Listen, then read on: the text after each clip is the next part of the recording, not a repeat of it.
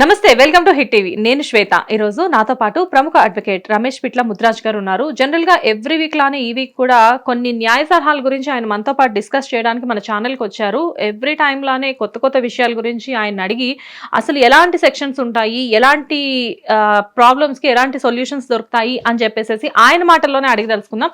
నమస్తే రమేష్ గారు.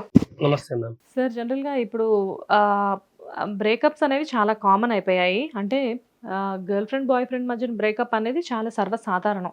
కానీ భార్యాభర్తలు కూడా విడిపోవడం అనేది ఈ రోజుల్లో చాలా కామన్ అయిపోయింది. సెలబ్రిటీ స్టేటస్ అనే కాదు, మిడిల్ క్లాస్ ఫ్యామిలీస్లో కూడా ఇలాంటివి చాలా ఈజీగా జరుగుతున్నాయి.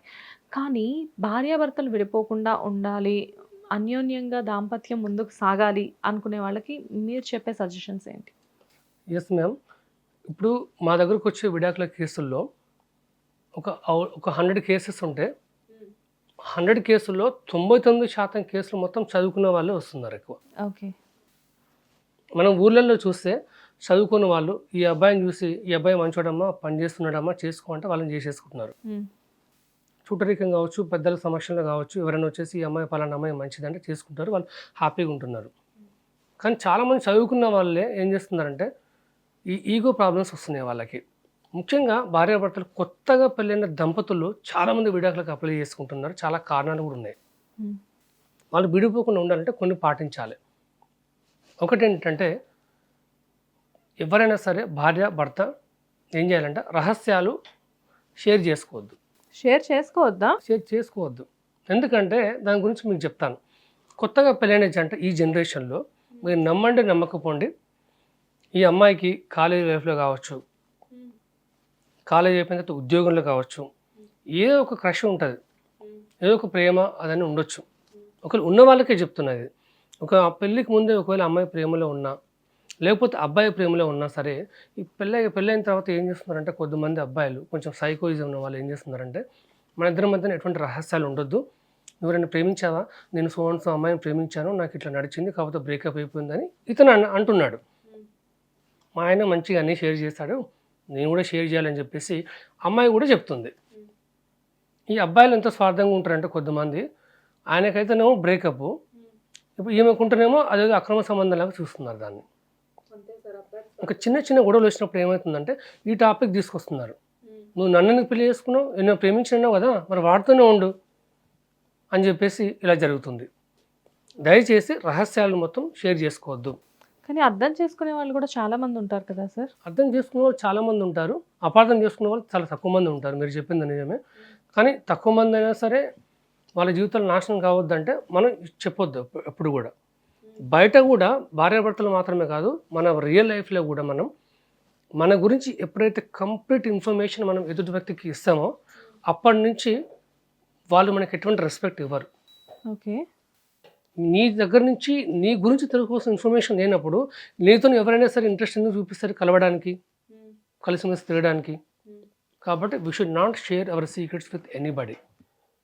ఓకే, అది ముఖ్యంగా భార్యాభర్తల మధ్యన రహస్యాలు షేర్ చేసుకోవద్దు ఇలాంటివి. ఓకే. సో పెళ్ళికి ముందు వాళ్ళకి ఎటువంటి అఫైర్స్ ఉన్నా, అది లవ్ అవ్వనివ్వండి, క్రష్ అవ్వనివ్వండి, ఏదైనప్పటికీ కూడా పెళ్ళైన తర్వాత భార్యాభర్తలు అనేది డిస్కస్ చేసుకోకపోవడం అనేది ఉత్తమం అంటారు. అది ఒకటి. అది రెండవది, అబద్ధాలు చెప్పాలి సార్. ఎస్, ఎందుకంటే ఇప్పుడు మీకు ఇంతకుముందు చెప్పినట్టు ఏంటంటే కొన్నిసార్లు కొన్ని విషయాలు చెప్పకపోవడం కంటే మనం అర్థం చేసుకొని ముందుకు వెళ్ళడం బెటర్. ఇప్పుడు భర్త ఉద్యోగం కోసం బయటికి వెళ్ళిపోతాడు, ఏదో ఒక చిన్న గొడవ అయ్యి అత్తమ్మ ఒక మాట అనొచ్చు ఒక కొత్తగా పెళ్ళైన అమ్మాయి వెంటనే పానిక్ అయిపోయి ఫోన్ చేసి నన్ను అత్తమ్మ ఇట్లా అన్నది అట్లా అన్నది అని చెప్పేసి అని చెప్పేదానికంటే, ఇంటికి ఫోన్ చేసి అమ్మ నన్ను అత్తమ్మ ఇలా అంటుంది, మామయ్య ఇలా అంటున్నాడని చెప్పేదానికంటే, వాళ్ళు ఫోన్ చేసినప్పుడు ఎలా ఉందమ్మా సంసారం అంటే మంచిగానే ఉంది, చాలా మంచిగానే ఉంది అని చెప్పుకోవాలి. ఎందుకంటే మనం ఒక బస్ ఎక్కినా, ఒక ప్రయాణం చేసినా మనం వెంటనే అడ్జస్ట్ కాలేము, కొంచెం టైం పడుతుంది. ఈ జీవితం అనే ప్రయాణం బస్సు ఎక్కినప్పుడు కూడా కొంచెం టైం పడుతుంది అడ్జస్ట్ కావడానికి. ఎవరైతే పెళ్ళైన కొత్తలో అత్తని, మామని, ఇంట్లో ఉన్న కుటుంబ సభ్యుల్ని కొన్ని రోజులు భరించాలనట్లేదు, కొన్ని రోజులు అడ్జస్ట్ అయిపోతే కొంచెం ఈగోస్ని పక్కన పెట్టేసి నేను జీవితాంతం ఉండేది ఈ ఇల్లు, ఈ ఇంటికి వివరాన్ని నేనే భవిష్యత్తులో అని మనం ఆలోచించుకున్న ఒక అమ్మాయి ఆలోచించుకున్నా. అలాగే ఒక 5 మందిని 6 మందిని కుటుంబ సభ్యులను వదిలిపెట్టి నా ఇంట్లో దీపం పెట్టడానికి వచ్చిన అమ్మాయి ఆమె కొత్త అమ్మాయి. మేమందరం ఆల్రెడీ కలుసున్నాం కాబట్టి ఇక్కడ సమయం పట్టేది ఆ అమ్మాయికి ఇన్కన్వీనియంట్ ఉంటుంది వీళ్ళందరితో కలవడానికి. కానీ వీళ్ళు కూడా అర్థం చేసుకొని అమ్మాయికి తెలుసు తెలియక తప్పు చేసినా కూడా వీళ్ళు కూడా అర్థం చేసుకోవాలి.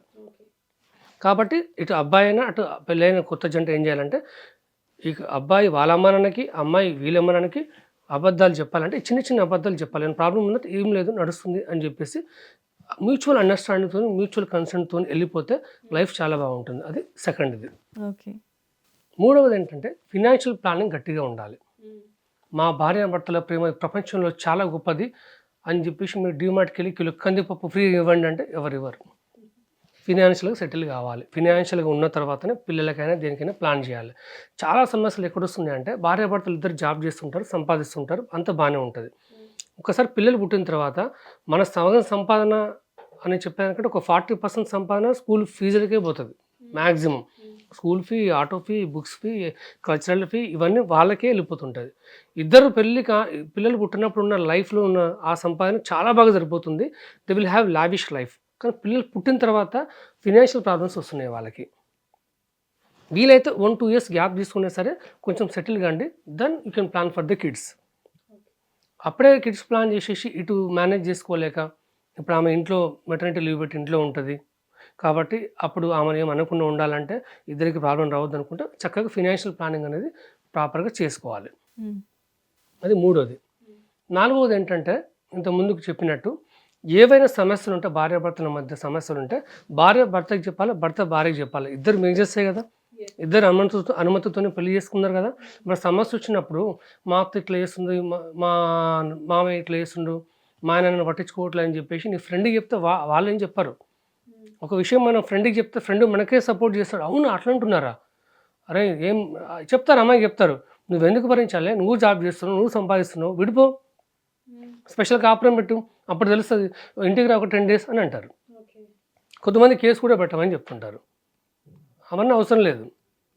నీకు సుఖాన్ని ఇచ్చేది భర్త, సుఖాన్ని ఇచ్చేది భార్య, వండి పెట్టేది భార్య. మనం ఒక స్త్రీని మహాలక్ష్మితో కంపేర్ చేస్తారు. ఎందుకంటే స్త్రీ అనే ఒక శక్తి స్వరూపం గురించి మన హిట్ టీవీ ఛానల్ ద్వారా చెప్తా. స్త్రీ అంటే దేవుడు ఎలా సృష్టించాడంటే ప్రకృతి నుంచి అందాన్ని, అంటే ఈ పూల నుంచి కోమలత్వాన్ని, ఆవు నుంచి మాతృత్వాన్ని, వర్షం నుంచి కన్నీటిని, అగ్ని నుంచి కోపాన్ని, భూమి నుంచి భరించే తత్వాన్ని, ఇలా ప్రకృతిలో ఉన్న ప్రతి ఒక్క ముఖ్యమైన దాని నుంచి ఒక్కొక్క క్వాలిటీ తీసుకుని సృష్టించిన ఒక మహాశక్తే ఆడది. అందుకే ఆమె దీపంలాగా ఇంటికి ఒక గృహలక్ష్మిలాగా ఇంటి దీపంలాగా ఉంటుంది. She's a most powerful person.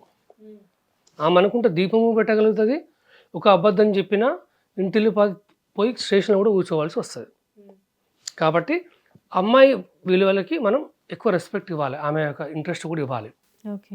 అందుకని ప్రాబ్లమ్స్ ఉంటే భార్య భర్త షేర్ చేసుకోవాలి, భర్త భార్యకి షేర్ చేసుకోవాలి. భర్త కూడా అంతే, అక్కడ బాస్ ఉంటాడు, వాడేదో చెప్తాడు, అతని కింద ఎంప్లాయీస్ ఉంటారు, చాలా వర్క్ ప్రెషర్స్ ఉంటాయి, టైమ్ లైన్స్ ఉంటాయి, ట్యాక్స్ ఉంటాయి, ఏస్టీ ఉంటుంది. ఒక కార్పొరేట్ ఎంప్లాయీకి బిజినెస్ చేస్తే నష్టాలు ఉంటాయి, లాభాలు ఉంటాయి, మోసాలు ఉంటాయి, టైం ఫ్రేమ్ ఉండదు, టైంకి తినరు.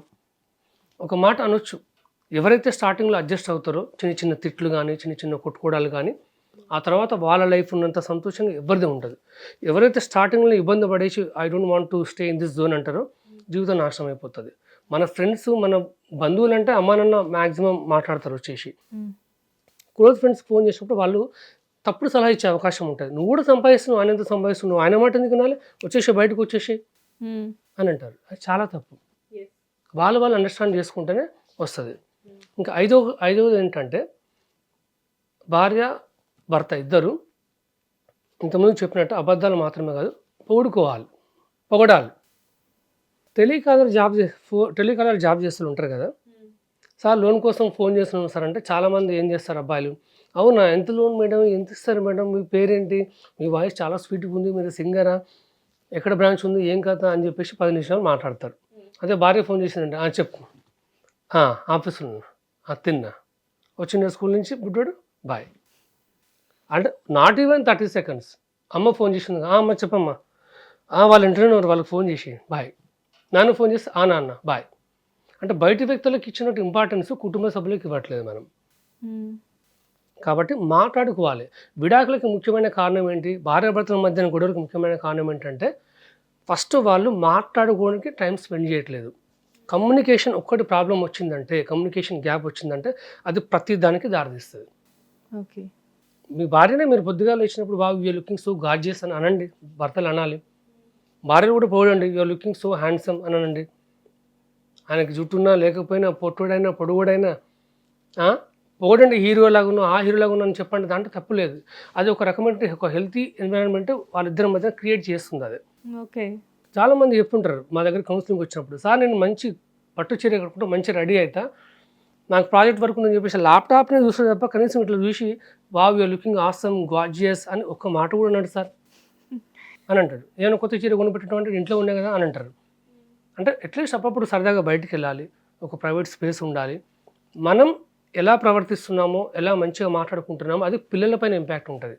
ఎప్పుడు మనం ఆర్గ్యూ చేస్తుంటే వాడు స్కూల్కి వెళ్ళి మనం చూసి పిల్లలతోనే అక్కడ కూడా ఆర్గ్యూ చేస్తాడు. ఓకే.